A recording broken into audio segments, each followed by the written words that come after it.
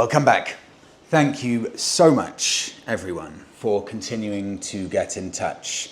Comment section below and also email if you've got longer stories, maybe with some pictures. I'm so sorry I don't get to reply to all of these, but every single one I read just before starting the podcast to create the content with. So even though I don't reply, and I'm so sorry for that, I read everything, and all of your input is completely instrumental in me making these on a weekly basis. So please continue to get in touch. I personally hugely appreciate it. Used bike market. Discussion from last week where the rider has a 1997 Yamaha XJR, big 1200cc bike up for sale for £2,100, cannot shift it, cannot generate any interest in the bike at all. This was such a hugely popular topic, with many people really getting quite animated as to the state of the used motorcycle market, especially 20 to 25-year-old plus motorcycles. Common feeling, before I get on to your specific opinions. People are wanting way too much money for their bikes, they're overvaluing them, and these are the key points here. Bikes 20, 25 years plus, they've already had a long life. The low emission zones around Europe are going to start killing off the desire for people to buy these bikes. A lot of the time, bikes 20, 25 years and older, they won't actually even legally be allowed to get into some European cities, and this will only get more and more prevalent as years go on. If you want to ride into London, it's £12.50 a day. E10 fuel makes it really tricky now for older vehicles, poor parts availability, and this is something I didn't consider, specific to the big naked bikes like the Yamaha XJR1200s, the Suzuki GSX1400s as well. These bikes just aren't popular now. People just, and I'm generalizing here, they want big adventure bikes and they want retro bikes. There is a microscopically small market for these huge naked bikes, tiny. And these are the main reasons for not being able to sell them. Have a listen to a few specific points here. I'll start with Al, the Scottish biker. With respect, I don't think the used motorcycle market has settled. Vehicles, that's bikes and cars, are still way above pre-pandemic levels. For example, a 1999 Suzuki Bandit that you showed last week for £2,800, I would never spend that money for a 25-year-old bike. And with regards to scam adverts on Facebook, this is interesting. I'm a police officer who deals with victims of fraud. Never pay via PayPal. Also, make sure you go and see the vehicle before paying a deposit and collecting it. Pay while at the sellers. If the advert seems too good to be true, then it probably is. Trust your gut. On now to Disco Fang. £2,000 for a 28-year-old bike? I used to be a second-hand trader. It all comes down to money. You can talk all you like about being unlucky and advertising, or no one's buying big bikes. But everything, block capitals everything, comes down to price. Everything else you talk about is just that, talking. About the reasons why the price is too high, well, £2,000 really is silly money for a 28-year-old bike that isn't extraordinary. The GSX, this is interesting. The GSX1400 Suzuki isn't bucking the trend, Freddie. This is what I said last week, that there is a bike out there, big naked bike, Suzuki GSX1400, that seems to be appealing. Disco Fang hitting back at me here saying, this bike isn't bucking the trend, Freddie. It hasn't sold. It's just evidence of a deluded seller. Maybe that's being a bit harsh. Just evidence of a seller who, at 6 days listed, hasn't been exposed to the realities of the market. Why do we have to keep reminding you, Freddie, that these are list prices and not sold prices? I'll wrap up your thoughts with Chris. Thank you, Disco Fang. Chris says, pure and simple, things are only worth, this is so basic, but Chris, it's really worth pointing this out, and it's the best way to look at this. I like this. Things are only worth what someone's willing to pay for them. If a bike isn't selling, then it's overpriced. It's that easy. I want to show you just a couple of these bikes that I've discussed to give you an idea about this used market. And I'll show you in the past week a couple of bikes that I showed and mentioned. Have they sold or have they not sold in the past week? Bear in mind we're pretty much in core biking season, so the market is hot right now. Have a look at some of these. Well, unfortunately, the Yamaha XJR1200 has not sold yet. I don't know why it says dollars, it's pounds sterling. That's £2,000 unsold, listed a month ago. Suzuki GSX1400, again, it's been on for sale for a week, price come down 3.5k, and it's still not sold. And again, that's evidence that you, Disco Fang, are probably right. They've just way overpriced it. Have a look at this again from the comment earlier, £2,800 Suzuki Bandit 1200, not sold, listed a month ago.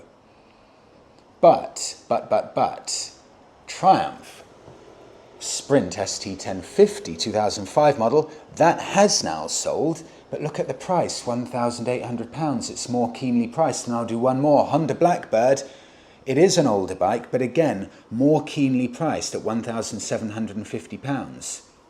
And of course, if we look at these, the seller may well have negotiated it down to £1,400, but it's the more keenly priced ones that are selling. It does show that, very simply, if something's not selling, you're probably overpricing it.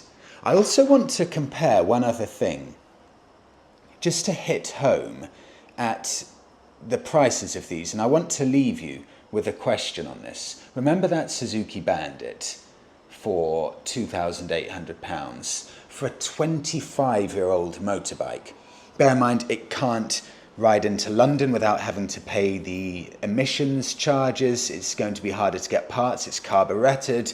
The rust protection, you know, it's an old bike. There are going to be many drawbacks to this, and that's £2,800. And I want to quickly show you a car here. You can get a 9-year newer VW Golf, just to compare in car terms, £1,500 for this. This is ULEZ compliant, so you can drive it into London without having to pay any high emissions charges. So this is a new enough car to pass all of the regulations and make it pleasant to drive. It's had one previous owner, it's got 100,000 miles, which for a VW is nothing, and it's all HPI clear, so that is completely legit, a good straight motorbike. A good straight car. And the reason I wanted to show that is to just leave you with a question. Are we as bikers guilty of overvaluing our bikes? Some people may say, yes, Freddie, but biking is more niche. But my reply to that is, it's all relative. Yes, there are less bikes on the market, but there are less bikers on the market. So there may be less motorcycles to pick from, but there are less bikers to be buying them.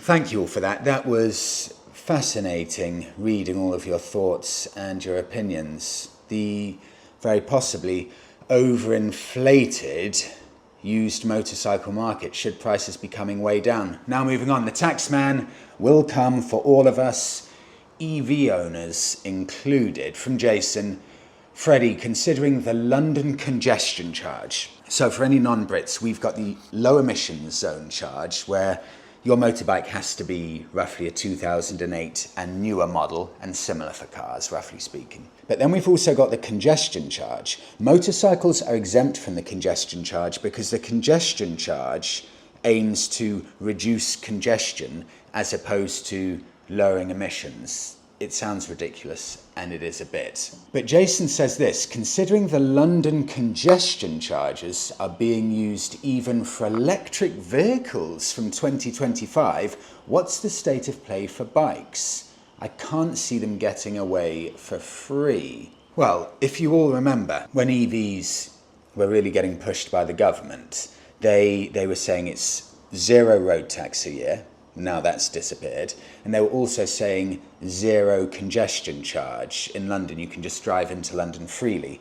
And fascinatingly, this is also getting scrapped. If you look at the small print here under benefits, Zero emissions vehicles that meet the criteria are eligible for a 100% discount on the congestion charge until the 24th of December 2025. So even that's getting phased out.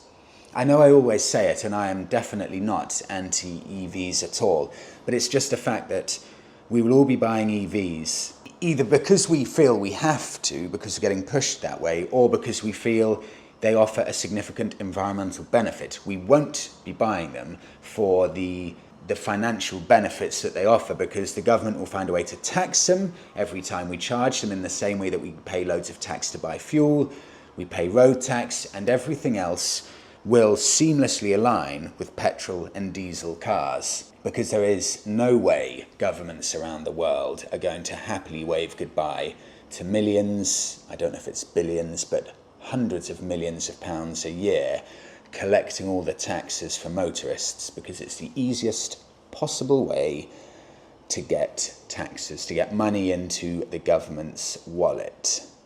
On now to the UK, to Morocco, on a CFMoto.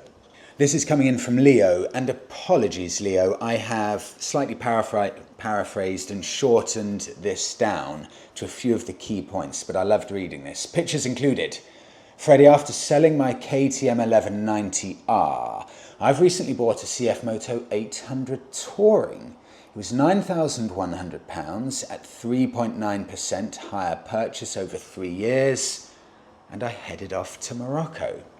The adventure to Africa and back lasted 5 weeks, and I clocked up 4,500 miles in that time. And at the time of writing, I am on the Isle... God, you get around, Leo. I'm on the Isle of Man, part of my Orange Army marshalling, and the plan is I need to do this Stella Alpina in Italy in July, and that should bring up 8,000 miles on the bike and the first full service. All in all, the bike is performed without fault, as one would expect from all the recognised big manufacturers. But with a Chinese badge, there does still linger the stigma of poor quality and reliability.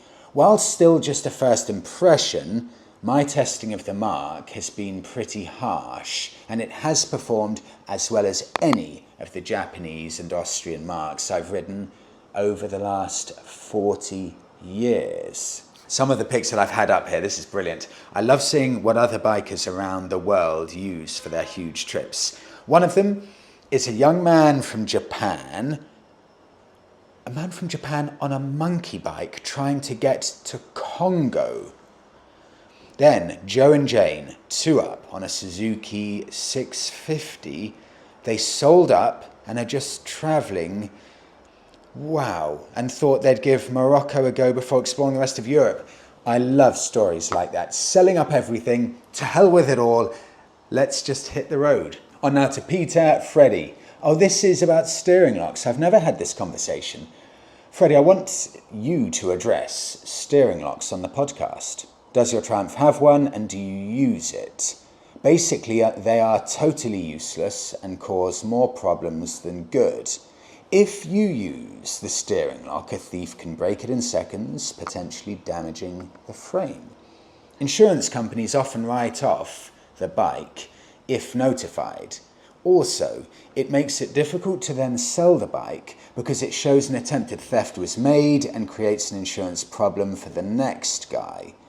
If you don't use the steering lock and the bike gets stolen, then recovered, the insurance company will say you weren't insured because you didn't engage the lock. Either way, you're screwed. So, you could buy a brand new bike today, have an attempted theft tomorrow, and then be left straight away with a write-off. Why, oh why, are motorcycle manufacturers still putting these pointless scam devices on their bikes? It only causes problems and solves nothing. It doesn't stop the thieves. Securing your motorcycle should be down to the owner to use 1 or 2 decent locks. So if they're damaged, it often won't affect the bike itself, just the lock. Question: are the manufacturers in cahoots with the insurers? on this? Peter, very interesting discussion. My Bonneville does have a steering lock, but I broke the key in the lock about 2 years ago, and honestly I haven't bothered repairing it because I realised I very rarely used it anyway, so I just left half a key in the steering lock, and I haven't used it for about 2 years for the exact reason you say, because I usually carry a D-lock around with me, and I know that these steering locks, I've seen so many videos, thieves come along, they sit on the seat, right foot on the right handlebar, left foot on the left side, and they just push it like that with their feet, and it breaks off in about 3 seconds. And you're right, it can risk damaging the frame, so the bike's sent a write-off anyway. So I wouldn't want the bike back if someone tried to do that with the steering lock. So all I ever do, I just put a D-lock onto my rear luggage rack, carry that everywhere I go, and I just put the D-lock onto the front wheel. And as you say, if someone wants to try and steal it, they're only going to target the D-lock and not the bike. And I think my D-lock is quite close to unbreakable after someone tried angle grinding it. So Peter, I actually agree with you 100%. It's an interesting point. If anyone else has some insight on that, I will read it out next week. Road tripping, Paul in Truro, Cornwall. This Paul, is a fine pair of motorbikes, and to see these two identical, apart from the colour, identical bikes side by side Euro tripping, that's a fine sight. Freddie, my Carol Nash insurance policy includes European cover for my 2 classic bikes, and I said that I'd report back after my upcoming trip to take in some alpine passes. Well, I'm back and I have to report that over 10 days, 2,500 miles and 7 countries, taking in some of the Alps' highest passes. My 1983, 41 years old, 1983 BMW R100 RS, what a bike, performed faultlessly along with my friend's identical bike, so no need for the breakdown cover. But what a trip. From Lake Geneva and then into Italy, over to the Col de Lombard, on to Lake Como in the Italian lakes, and then the highlight of the trip, the Stelvio Pass, that's on my bucket list, at 9,100 or 9,045 feet. Back through Switzerland, over the Fluela Pass to Davos, the Black Forest in Germany on the B500, that's a great biking road, then Luxembourg, Belgium, France, back to Cornwall. Paul, incredible, love the pics. Tony, carrying on with the road tripping theme. Freddie, I only passed my full license last year and I bought my first big bike. Kawasaki Versys 650, that's a proper workhorse, and using it for commuting and touring wherever I have time. Last year I rode solo from London to Greece and back in 14 days, despite being an inexperienced rider, and it was the best trip/holiday I've ever had. Hooked for life. I just came back from a 9-day solo tour of Norway and it was awesome. I created an Instagram account and created short videos of my tours. Here, Instagram is Sunday Rider 650. Tony, thank you so much. This is tough. Oh, this is so tough. I didn't know which one to put for Bike of the Week, so this is the runner-up. It's a brand new bike. Take a look at this. BSA's phenomenal deal. This is from Michael to kick it off. The current deals on new bikes drives second-hand values down. BSA owners must be smarting a bit. Now you can get one of the BSA Gold Stars. This is true, I've checked it, pictured here, for £5,500 or so. And they may have paid customers who bought it a few months ago £7,000 for the same bike. That's how big a sale this is. This is incredible. 5.5 grand. Not only that, 4 years warranty, A2 license compatible, and a 650cc bike. I've ridden one of these, and they're very, very nice bikes to ride. They're still not hugely popular. I personally think they haven't quite done a good enough job on the marketing side of things, BSA. I think they should have pushed these more. Royal Enfield are masters of marketing, and I think BSA should be pushing it a bit more. Take a look at this though. This is only on BSA's website. In fact, it's Motorcycles Direct website. so I could probably get a cheaper deal, but you've got a 9.9% representative APR, £5,800 price for the bike, so they've added on £300 registration costs, I guess. Deposit of £200, 3 years payments, £179 a month, and no balloon payments at the end. So that's 3 years, £179 a month, and that's it. You've got a brand new bike, and even by the time you've paid it off in 3 years, you've still got 1 of the years worth of warranty left. Again, proof, if we need more proof. This is why old bike prices are plummeting, because you can have stress-free motorcycle ownership for £180 a month with pretty much no deposit at all. It's incredibly difficult to argue with. Bike of the week. I fancy Exotica. I'm thinking to hell with it. I just want something red and Italian. I want some exquisite beauty. Ducati Multistrada 1260. 2018 to 2020, this bike was made. Brand new, this would have cost you £7,335. And if you want the equivalent Multistrada now, which would have 170 horsepower with panniers, that would be £24,000. But here's the key to this bike. This is why it's quite appealing. You will miss out on nothing tech-wise. It's a 6-year-old bike in its oldest form. It's going to have all of the modern tech that you want on a bike, all of the modern build quality, the looks. This is a new bike in essence. It's got 156 horsepower. And would you like to travel at 156 miles an hour? Yes? Great, because this can do that too. It's got the full panniers built in, but you get all of that and you still get 54 miles per gallon. So it's got way over. In fact, it's got almost 100 horsepower more than my Bonneville, yet its miles per gallon is way better than my Triumph Bonneville. And this is a key to Ducati's confidence in the build quality of the bikes. In 2019, Ducati gave their Multistradas 4-year unlimited mileage warranties. MCN gave the bike a 5 out of 5 star rating. Ride Magazine, when the Multistrada 1260 came out, gave it 9 out of 10. MCN say it's a genuine do-anything superbike. It's got superbike levels of performance. Nothing will leave that on the road. Yet it's got continent-crushing capabilities. And on top of that, it's got Italian style. Here's what I found. For all that I've just mentioned, I found one on Auto Trader, £8,300, but I thought, let's see what I can find on Facebook Marketplace. Can I find a private seller that looks legit? I can.